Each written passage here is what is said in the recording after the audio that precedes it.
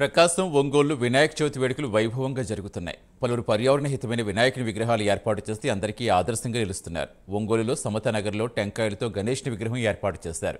వినాయక చవితి వేడుకల తర్వాత గణేశుడి నిమజ్జనంగా భక్తులకు ప్రసాదంగా ఆ కొబ్బరికాయలు అందిస్తామంటున్న సమతానగర్ ఉత్సవ కమిటీతో మా కరెస్పాండెంట్ శ్రీనివాస్ మూర్తి మరింత సమాచారం అందిస్తారు.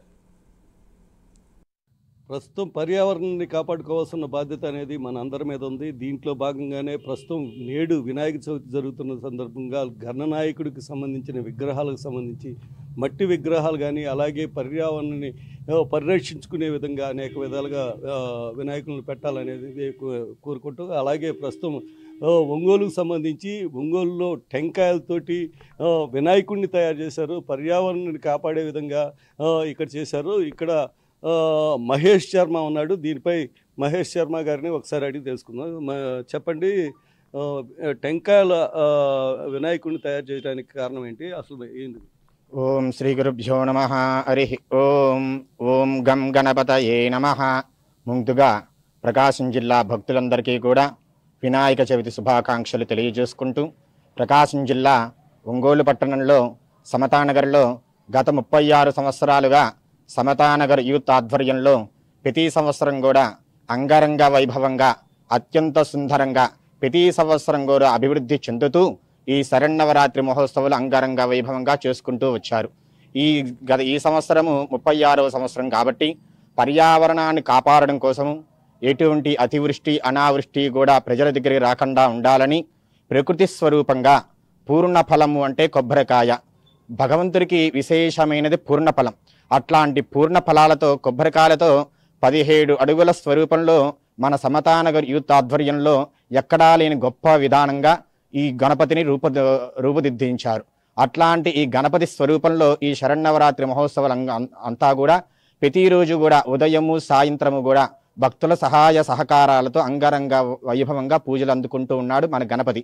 అట్లాని ఈ గణపతి నవరాత్రుల్లో ముఖ్యంగా ఈ రోజు మొదలుకొని కూడా 11 రోజుల పాటు కూడా ప్రతిరోజు కూడా దినదిన ప్రవర్ధమానంగా సామూహికంగా విశేషమైన పూజలు, సాంస్కృతిక కార్యక్రమాలు, అట్లానే ఈ గణపతి నవరాత్రుల్లో చిట్ట చివరి రోజు 8వ రోజు రాత్రి సిద్ధి బుద్ధి సమేత వరసిద్ధి విఘ్నేశ్వర స్వామి వారికి భక్తుల సహాయ సహకారాలతో విశేషంగా శాంతి కళ్యాణ మహోత్సవము. వినాయకుడి కళ్యాణం అంటే కనుక మన కాణిపాక క్షేత్రంలోనూ జరుగుతుంది. అట్లాంటి వినాయకుడి కళ్యాణము ఇక్కడ ఒంగోలు ప్రజలందరూ కూడా సుఖ సంతోషాలతో ఉండాలని కోరికతో ఇక్కడ యూత్ మొత్తం కూడా సంకల్పం చేశారు. కాబట్టి గత 4 సంవత్సరాల నుంచి కూడా ఈ వినాయకుడి కళ్యాణం అంగరంగ వైభవంగా జరుగుతూ ఉంటుంది. అట్లాంటి కళ్యాణము కూడా ఇక్కడ జరుగుతుంది. కావున తర్వాత అన్నదాన కార్యక్రమం, ఇంకా విశేషమైన సాంస్కృతిక కార్యక్రమాలు కూడా జరుగుతున్నాయి. అట్లానే 10 రోజులు ఈ శరన్నవరాత్రి పూజలు అందుకున్న ఆ గణపతి ఈ 10వ రోజు తర్వాత చిట్ట చివరి రోజున ఎట్లా అయితే పూర్ణఫలంతో వినాయకుడు రూపుదిద్దుకున్నాడో అట్లాంటి పూర్ణఫలము కొబ్బరికాయలంతా కూడా భక్తులకి విశేషంగా ప్రసాదంగా సమర్పించబడుతుంది. అందుకని ప్రతి ఒక్క భక్తులు కూడా ఈ సమతానగర్ గ్రామానికి విచ్చేసేసి ఈ 17 అడుగుల పూర్ణఫల వినాయకుడిని దర్శించుకొని, అట్లానే స్వామివారి మూల విరాట్టుని కూడా దర్శించుకొని, స్వామివారికి జరిగే విశేషమైన కార్యక్రమాలు, పుష్పార్చనలు, అట్లానే కళ్యాణోత్సవాలు తిలకించి స్వామివారి ప్రసాదములు తీర్థ ప్రసాదం తీసుకోవాల్సిందిగా కోరుచున్నాం. జై బోలో గణేష్ మహారాజ్కి. అలాగే మీకు టెంకాయలతో వినాయకుడిని పెట్టాలని ఎందుకు అనిపించింది? అలాగే మీరు ఎలా మీ అందరు కలిసి పెట్టడానికి కారణం? వినాయకుడిని పెడుతున్నాము. అలాగని ఈ సంవత్సరం పర్యావరణానికి సంబంధించి కొంచెం వెరైటీగా చేద్దామని చెప్పేసి అనుకుంటున్నాము. అలానే ఈ కొబ్బరికాయల వినాయకుడిని చేయడం కొంచెం ఖర్చుతో కూడుకున్న పని అయినా కానీ మేము గత 2 సంవత్సరాల నుంచి అనుకుంటూ ఇప్పుడు చేయడానికి మాకు కుదిరింది.